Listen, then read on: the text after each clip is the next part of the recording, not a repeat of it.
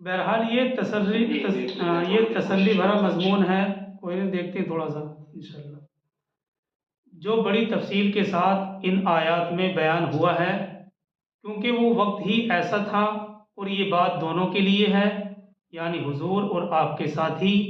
जब हुजूर सल्लल्लाहु अलैहि वसल्लम और आपके साथी सबसे ज़्यादा और इंतहाई खस्ता हालत में मुब्तला थे, नबूवत के काम की जिम्मेदारियां संभालते ही हुजूर सल्लल्लाहु अलैहि वसल्लम की तिजारत करीब करीब ख़त्म हो चुकी थी और हज़रत खदीजा रज़ी अल्लाह ताला अन्हा का सरमाया भी करीब करीब 10 साल के अरसे में ख़त्म हो चुका था।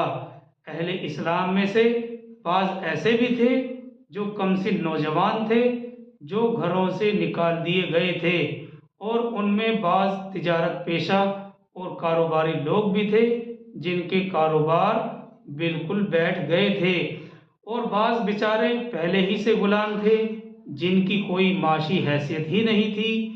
इस पर मज़ीद ये कि हुजूर सल्लल्लाहु अलैहि वसल्लम समेत तमाम अहले इस्लाम इंतहाई मजलूमी की ज़िंदगी बसर कर रहे थे। हर तरफ से लान तान का शिकार थे, हर जगह ज़िल्लत, तहक़ीर और मजाक का निशाना बने हुए थे। क़ल्बी और रूहानी तकलीफ़ों के साथ जिस्मानी तकलीफ़ों से भी कोई बचा हुआ नहीं था। और दूसरी तरफ अहले कुरैश के सरदार दुनिया की नेमतों से मालामाल और हर तरह की खुशहालियों में मगन थे, नज़र आ रहे थे। इन हालात में ये तसल्ली भरा मजमून इन आयत में बयान किया जा रहा है कि ए नबी सल्लल्लाहु अलैहि वसल्लम, आप शिकस्त खातिर क्यों होते हैं? आपको तो हमने वो दौलत अता की है जिसका मुकाबला दुनिया की सारी दौलतें नहीं कर सकती, जिसके मुकाबले में दुनिया की सारी दौलतें हेज हैं।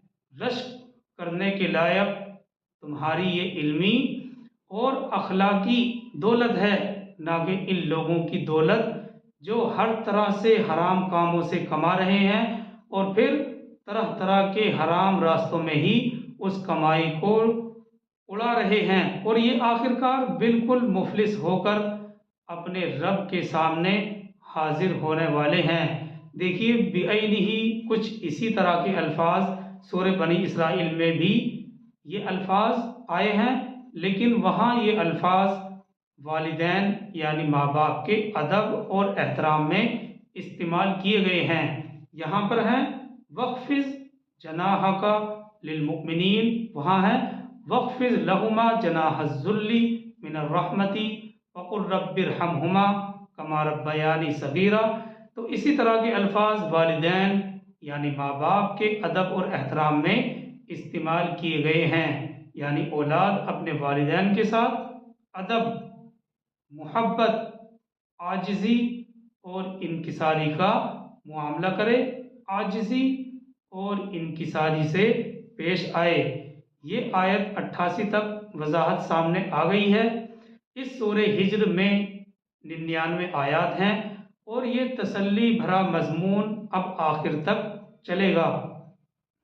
बहरहाल आगे चलते हैं आयत 89 की तरफ। वकुल इन्नी अनन नज़ीरुल मुबीन, और कह दीजिए कि मैं तो खुल्लम खुल्ला खबरदार करने वाला हूँ। वकुल इन्नी अनन नज़ीरुल मुबीन, ए नबी सल्लल्लाहु अलैहि वसल्लम, आप कह दीजिए मैं तो खुल्लम खुल्ला खबरदार कर देने वाला हूँ, यानी मेरी इसके सिवा कोई जिम्मेदारी नहीं है कि आप लोगों को वाज़े तौर पर खबरदार कर दूँ। वकुल इन्नी अनन नज़ीरुल मुबीन, और ए नबी सल्लल्लाहु अलैहि वसल्लम कह दीजिए कि मैं तो खुल्लम खुल्ला खबरदार करने वाला हूँ। अगली आयत 90 है। कमा अंज़लना अलल मुक्तसिमीन, इब्ने कसीर ने इसका तर्जमा किया है जैसा कि हमने इन कस्में खाने वालों पर उतारा। कमा अंज़लना अलल मुक्तसिमीन, जैसा कि हमने इन कस्में खाने वालों पर उतारा। मुक्तसिमीन का तर्जमा इब्ने कसीर ने कसम खाने वालों से लिया है। अगली आयत 91 है, अभी हम इसकी वजाहत करेंगे। अगली आयत 91 है, अल्लज़ीना जअलुल कुरआन इज़ीन, क्योंकि इसका ताल्लुक आयत 91 का ताल्लुक भी ऊपर से ही है। अल्लज़ीना जअलुल कुरआन इज़ीन, जिन्होंने कुरआन को टुकड़े टुकड़े कर दिया। अब देखिए, कमा अंजलना अलल मुक्तसिमीन, जैसा कि हमने इन कस्में खाने वालों पर उतारा। अल्लज़ीना जअलुल कुरआन इज़ीन, जिन्होंने कुरआन को टुकड़े टुकड़े कर दिया। इस आयत के मफ़हूम के सिलसिले में मुख्तलिफ आरा हैं, मुख्तलिफ अक़वाल हैं। तफ़सीर इब्न कसीर में है कि मुक्तसिमीन से मुराद कस्में खाने वाले हैं। यहाँ पर मुक्तसिमीन से मुराद कस्में खाने वाले हैं, मतलब ये है कि जो अम्बिया की तकज़ीब और उनकी मुखालफत पर आपस में कस्में कर लेते थे। जैसा कि सालेह अलैहिस्सलाम का बयान हमने पीछे पढ़ा था कि उनकी कौम का हाल कुरान ने खुद बयान किया है कि इन लोगों ने खुदा की कस्में खाकर रातों रात ये मशवरा और ये मंसूबा बना लिया था कि सालेह अलैहिस्सलाम और उनके घर वालों को मौत के घाट उतार देंगे। अलगर्ज, वो जिस चीज़ को नहीं मानते उस पर कस्में खाने की उनको आदत थी। इब्न कसीर ने इस जगह बुखारी और मुस्लिम के हवाले से एक हदीस भी नकल की है। बुखारी और मुस्लिम में है कि रसूल करीम सल्लल्लाहु अलैहि वसल्लम फरमाते हैं, मेरी और उस हिदायत की मिसाल जिसे देकर खुदा ने मुझे भेजा है। नबी सल्लल्लाहु अलैहि वसल्लम फरमाते हैं कि मेरी और मेरी इस हिदायत की मिसाल जिसको खुदा ने मुझे देकर भेजा है, उस शख्स की तरह है जो अपनी कौम के पास आकर कहे कि ऐ लोगो, मैंने दुश्मन की फौज अपनी आंखों से देखी है, देखो होशियार हो जाओ, बचने और हलाक न होने के समान कर लो। अब कुछ लोग उसकी बात मान लेते हैं और उसी मोहलत में चल पड़ते हैं और दुश्मन के पंजे से बच जाते हैं, लेकिन बाज़ लोग उसे झूठा समझते हैं और वहीं बेफिक्री से पड़े रहते हैं। अचानक दुश्मन की फौज आ पहुंचती है और घेर घेर कर उन्हें कत्ल कर देती है। बस ये है मिसाल मेरे मानने और ना मानने वालों की। इन लोगों ने खुदा की किताब को जो इन पर उतरी थी पारा पारा कर दिया, टुकड़े टुकड़े कर दिया। जिस मसले को जी चाहा मान लिया और जिससे दिल घबराया उसको छोड़ दिया। तो ये बुखारी और मुस्लिम की रिवायत है। इसमें रसूलुल्लाह सल्लल्लाहु अलैहि वसल्लम ने अपनी और अपनी हिदायत की मिसाल देकर समझाया है। तो जिसने बात मान ली, जिन लोगों ने उस शख्स की बात मान ली, वो दुश्मन के पंजे से बच गए, लेकिन बाज़ लोग उन्हें उसे झूठा समझते हैं और वहीं बेफिक्री से पड़े रहते हैं। अचानक दुश्मन की फौज आ पहुंची और घेर घेर कर इन्हें कत्ल कर देती है। बस ये मिसाल मेरे मानने और ना मानने वालों की है। इन लोगों ने खुदा की किताब को जो उन पर उतरी थी पारा पारा कर दिया, जिस मसले को जी चाहा मान लिया और जिसको चाहा छोड़ दिया। सही बुखारी में इब्न अब्बास रज़ी अल्लाह अन्हु से मरवी है कि इससे मुराद अहले किताब हैं कि किताब के बाज़ हिस्से को मानते थे और बाज़ को नहीं मानते थे। जिसमें आसानियाँ होती थीं उसको मान लेते थे, दुश्वारियों को छोड़ दिया करते थे। आसान अल्फाज में इस आयत के मफ़हूम को समझने के लिए हम ये भी कह सकते हैं कि इस आयत के मफ़हूम में हर वो कौम दाखिल है जो किताबुल्लाह के साथ, अल्लाह की किताब के साथ इस तरह का रवैया इख्तियार करे। आगे चलते हैं आयत 92 की तरफ। फ़वरब्बिका लनसअलन्नहुम अजमाइन, तो ए मोहम्मद सल्लल्लाहु अलैहि वसल्लम, आपके रब की कसम हम इनसे पूछ कर रहेंगे। फ़वरब्बिका लनसअलन्नहुम अजमाइन, ये ताकीदी अल्फाज हैं। तो ए नबी सल्लल्लाहु अलैहि वसल्लम, आपके रब की कसम हम उनसे पूछ कर रहेंगे। इस मजमून को सूरह आराफ में भी हम पढ़ चुके हैं। मतलब यही है कि ए नबी सल्लल्लाहु अलैहि वसल्लम, ये थोड़े वक्त की बात है हम इनसे एक एक चीज़ का हिसाब लेकर रहेंगे। अगली आयत 93 है, अम्मा कानू यामलून, ये भी इसी से मुताल्लिक है। अम्मा कानू यामलून, ये बिल्कुल छोटी सी आयत है, अम्मा कानू यामलून, बल्कि यहाँ तो ये छोटी छोटी ही आयत हैं, अल्फाज के एतबार से कम हैं, मगर मफहूम इन आयत का बहुत गहरा है। अम्मा कानू यामलून का मतलब है जो कुछ ये लोग कर रहे हैं। आगे चलते हैं आयत 94 की तरफ, फस्दा बिमा तुमरु व आरिज अनिल मुशरिकीन। अब आप अलल ऐलान बयान कर दें जिसका आपको हुक्म दिया जा रहा है, और इन मुशरिकों की ज़र्रा बराबर परवाह न करें। फस्दा बिमा तुमरु व आरिज अनिल मुशरिकीन, अब आप अलल ऐलान बयान कर दें जिसका आपको हुक्म दिया जा रहा है, और इन मुशरिकों की ज़र्रा बराबर परवाह न करें। दरअसल ये हुक्म उस वक्त के लिहाज से एक बहुत बड़ा हुक्म था। ये जो इस आयत में हुक्म दिया जा रहा है, ये हुक्म उस वक्त और हालात के एतबार से एक बहुत बड़ा हुक्म था, और इस हुक्म को रसूलुल्लाह सल्लल्लाहु अलैहि वसल्लम की दावती तहरीक में एक नए मोड़ की हैसियत हासिल है। इससे पहले हुजूर सल्लल्लाहु अलैहि वसल्लम अपने करीबी साथियों और रिश्तेदारों को इनफिरादी तौर पर दावत दे रहे थे। जैसे रसूल करीम सल्लल्लाहु अलैहि वसल्लम ने अपनी ज़ौजा मोहतरमा हज़रत खदीजा से बात की, और अपने पुराने दोस्त हज़रत अबू बकर सिद्दीक़ को दावत दी। फिर अपने चचाज़ाद भाई हज़रत अली रज़ी अल्लाह अन्हु को एतमाद में लिया, और अपने आज़ाद करदा ग़ुलाम, पुराने दोस्त आज़ाद करदा ग़ुलाम और मुँह बोले बेटे हज़रत ज़ैद से भी उन्होंने बात की।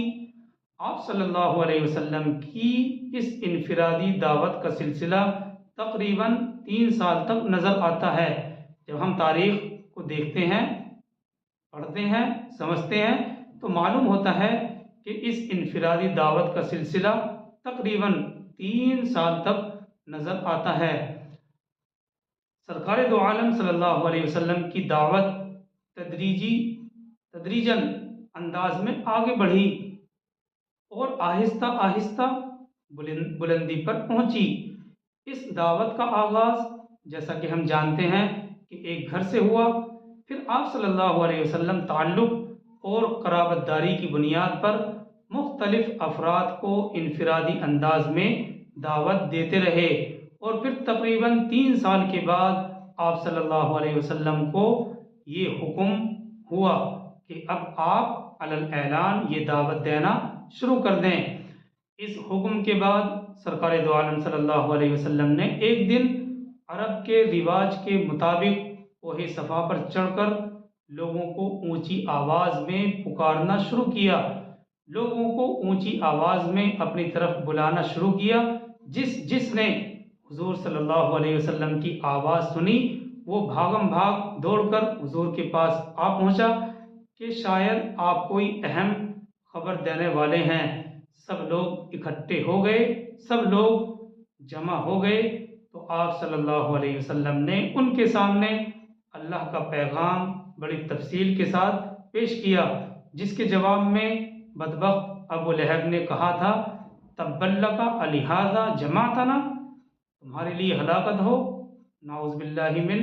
हम इसके अल्लाह से पनाह चाहते हैं कि उसने ऐसे अल्फाज कहे, तब्बल्लका अलिहाज़ा जमातना, तुम्हारे लिए हलाकत हो ए मोहम्मद, नाउज़ बिल्लाह, इस काम के लिए तुमने हमें जमा किया था। तो ये उस वक्त की सूरत हाल थी जो मुफस्सिरीन ने इस आयत 94 के तहत बयान की है। आगे चलते हैं आयत 95 की तरफ, इन्ना कफ़ैनाकल मुस्तहज़िईन, हम आपकी तरफ से काफ़ी हैं इन इस्तिहज़ा करने वालों के लिए। इन्ना कफ़ैनाकल मुस्तहज़िईन, हम आपकी तरफ से काफ़ी हैं इन इस्तिहज़ा करने वालों के लिए, यानी आप सल्लल्लाहु अलैहि वसल्लम उनकी मुखालफत की परवाह ना करें, हम उनसे अच्छी तरह निपट लेंगे। ये लोग आपका बाल भी का भी नहीं कर सकेंगे। इन्ना कफ़ैनाकल मुस्तहज़िईन, हम आपकी तरफ से काफ़ी हैं इन इस्तीज़ा करने वालों के लिए। यानी ए नबी सल्लल्लाहु अलैहि वसल्लम उनकी मुखालफत की परवाह ना करें, हम उनसे अच्छी तरह निपट लेंगे, ये लोग आपका बाल भी बीका ना कर सकेंगे। आगे चलते हैं आयत 96 की तरफ। अल्लज़ीना यजअलूना मअल्लाहि इलाहन आखरा फसौफ यअलमून, जो अल्लाह के साथ दूसरों को माबूद गढ़ बैठे हैं तो अनकरीब उन्हें मालूम हो जाएगा। यानी ऐसे लोगों को बहुत जल्द मालूम हो जाएगा कि असल हकीकत क्या थी और वो किन किन गुमराहियों में पड़े थे। अल्लज़ीना यजअलूना मअल्लाहि इलाहन आखरा फसौफ यअलमून, जो अल्लाह के साथ दूसरों को माबूद गढ़ बैठे हैं तो अनकरीब उन्हें मालूम हो जाएगा। यानी ऐसे लोग जो अल्लाह के अलावा दूसरों की इबादत में मशगूल हैं या दूसरों को अपना माबूद समझते हैं, उनको बहुत जल्द मालूम हो जाएगा कि असल हकीकत क्या थी और वो किन किन गुमराहियों में पड़े थे। आगे चलते हैं आयत 97 की तरफ। वलक़द नअलमु अन्नका यज़ीक़ु सद्रुका बिमा यक़ूलून, देखिए कितने तसल्ली भरे अल्फाज हैं। वलक़द नअलमु अन्नका यज़ीक़ु सद्रुका बिमा यक़ूलून, और हम जानते हैं कि आपका सीना तंग हो रहा है इनकी बातों से। वलक़द नअलमु अन्नका यज़ीक़ु सद्रुका बिमा यक़ूलून, और हम जानते हैं कि आपका सीना तंग हो रहा है उनकी बातों से। यानी अलल ऐलान दावत की वजह से मुखालफत का एक तूफ़ान आप पर आया हुआ था। ये मुखालफत अगरचे ज़ुबानी तान व तशनी और बदसलूकी तक महदूद थी, मगर बिल आखिर बहुत तकलीफ देने वाली थी। किसी ने मजनू कहा, किसी ने काहिन कहा, किसी ने शायर का खिताब दे दिया। इन सब बातों से आप सल्लल्लाहु अलैहि वसल्लम को सख्त तकलीफ हुई थी, और आपकी इसी तकलीफ और दिल की घुटन का यहाँ तज़किरा है।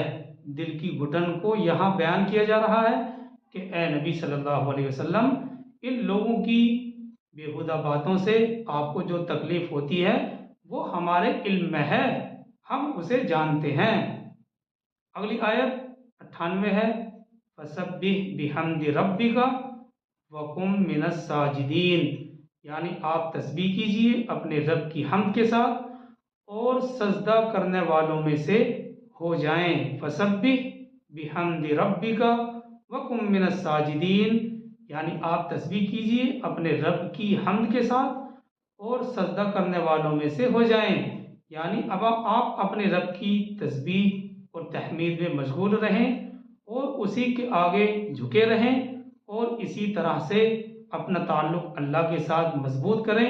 अल्लाह से अपने कल्बी और जहनी रिश्ते को जितना आप मजबूत करेंगे उसी कदर आपके दिल को सुकून और इत्मीनान हासिल होगा और सब्र और इस्तिकामत के रास्ते पर चलना आसान हो जाएगा। अगली और आखिरी आयत इस सूरह हिज्र की आयत 99 है। वअबुद रब्बका हत्ता यअतियकल यकीन, और अपने रब की इबादत में लगे रहें जब तक कि आए आपके पास यकीनी बात। वअबुद रब्बका हत्ता यअतियकल यकीन, और अपने रब की इबादत में लगे रहें जब तक कि आए आपके पास यकीनी बात। आमतौर पर यहाँ यकीन से मुराद मौत ली गई है, यानी अपनी ज़िंदगी की आखिरी घड़ी तक उसकी बंदगी में लगे रहें। यानी अपनी ज़िंदगी की आखिरी घड़ी तक उसकी बंदगी में, उसकी इबादत में लगे रहें। और बाद मुफस्सिरीन ने यहाँ यकीनी बात से मुराद अल्लाह की नुसरत और मदद भी ली है। बहरहाल इसमें दोनों अक़वाल हैं।